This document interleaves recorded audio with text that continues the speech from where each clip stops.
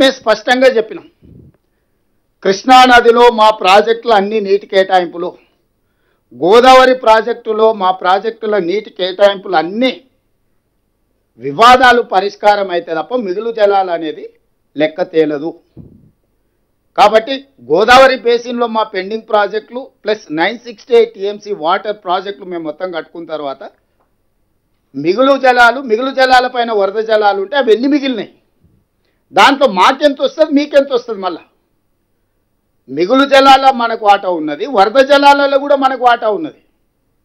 నికర జలాలలో ఏ విధంగా అయితే ప్రపోర్షనేట్గా 968 టీఎంసీ మనకు 518 టీఎంసీ ఆంధ్రప్రదేశ్కి వచ్చిందో అదేవిధంగా గోదావరిలో ఉండే మిగులు జలాలు కావచ్చు, గోదావరిలో ఉండే వరద జలాలు కావచ్చు, ప్రపోర్షనేట్గా తెలంగాణకు కూడా ఒక రైట్ వస్తుంది. ఇవన్నీ చర్చించుకోవాలంటే ఆఫీసర్స్ లెవెల్లో ఫస్ట్ డిస్కషన్ జరగాలి, ఆ తర్వాత అక్కడ ఇది కాకపోతే మన మంత్రుల కమిటీలో జరగాలి, అక్కడ కూడా పరిష్కారం కాకపోతే అపెక్స్ కౌన్సిల్లో కూర్చొని మాట్లాడుకోవాలి. అప్పుడు మాత్రమే నికర జలాల లెక్కలు తేలిన తర్వాత మిగులు వరద జలాల మీద చర్చ జరుగుతుంది. మిగులు వరద జలాలలో తెలంగాణకి ఎంత వస్తుందో కూడా లెక్క రాసుకోవాలంటున్నాం మేము.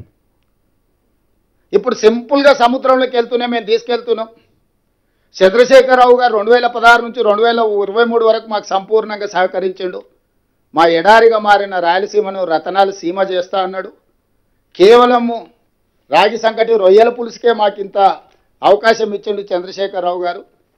ఉత్తమ్ కుమార్ రెడ్డి రేవంత్ రెడ్డి ఎందుకు అడ్డం పడుతున్నారు అని ఇప్పుడు వాళ్ళ బాధ.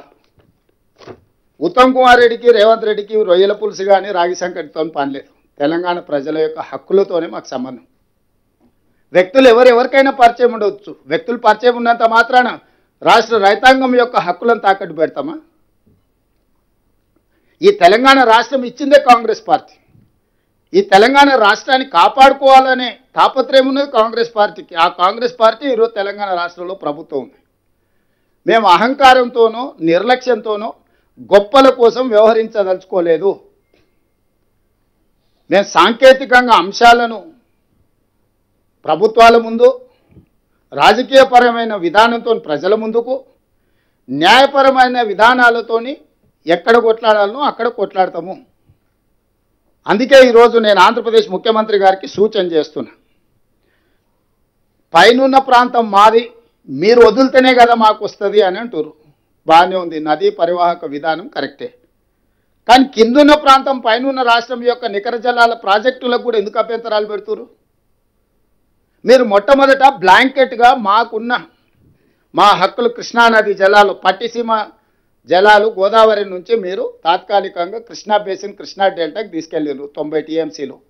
ఆ 90 టీఎంసీల నీళ్ళలో 45 టీఎంసీలు మాకు కృష్ణా బేసిన్లో అదనంగా రావాలి. ఆ 45 టీఎంసీలు ఇస్తే అదేవిధంగా మేము ఒక 90 టీఎంసీలు మేము మైనర్ ఇరిగేషన్లో వాడుకుంటున్నాం. అవి ఆ మైనర్ ఇరిగేషన్ వాటిని మేము మేజర్ ఇరిగేషన్లో కన్వర్ట్ చేసుకుంటూ ఒక 45 టీఎంసీలు పాలమూరు రంగారెడ్డి ఎత్తిపోతలకు కేటాయింపులు ఇవ్వండి అని మేము తిరుగుతూ ఉన్నాం. నేను ఉత్తమ్ కుమార్ రెడ్డి గారు 18 నెలల నుంచి మా కృష్ణా బేసిన్లో ఉండే పాలమూరు రంగారెడ్డి ఎత్తిపోతలకు, మా కల్వకుర్తి లిఫ్ట్ ఇరిగేషన్కు నీటి కేటాయింపులకు మీరు కేంద్ర ప్రభుత్వానికి నిరభ్యంతర పత్రం ఇస్తే మాకు కేటాయింపులు వస్తే మేము ఆ ప్రాజెక్టులకు లోన్లు తెచ్చుకుంటాం, నిధులు తెచ్చుకుంటాం, మేము ప్రాజెక్టులు కట్టుకుంటాం. దాంతో మా పని సులువవుతుంది. మీరు వాటికి వచ్చినప్పుడు కృష్ణా బేసిన్లో ఉండే ప్రాజెక్టులకు అభ్యంతరాలు పెడుతున్నారు, గోదావరి బేసిన్లో ఉండే ప్రాజెక్టులకు అభ్యంతరాలు పెడుతున్నారు. నికర జలాల కేటాయింపులు ఉన్న తెలంగాణ రాష్ట్రానికి మీరు అభ్యంతరాలు పెట్టుకుంటూ వరద జలాల కోసం మూడో పంట కోసం మీరు తాపత్రయపడుతున్నారు. మొదటి పంటకే మాకు లేవు, మా తాగునీళ్ళకే మాకు సమస్య ఉన్నది. మీరు కూడా ముందుకు వచ్చి సహకరించాలి కదా ఆంధ్రప్రదేశ్ ముఖ్యమంత్రి గారు. ఈ సమస్యలు ఒకవైపున పరిష్కారం కావు, ఒకవైపు నిర్ణయాలతో ఇది ముందుకు పోదు. ఇరువైపులో చర్చించుకోవాలి, చర్చల ద్వారానే పరిష్కారం వస్తుంది.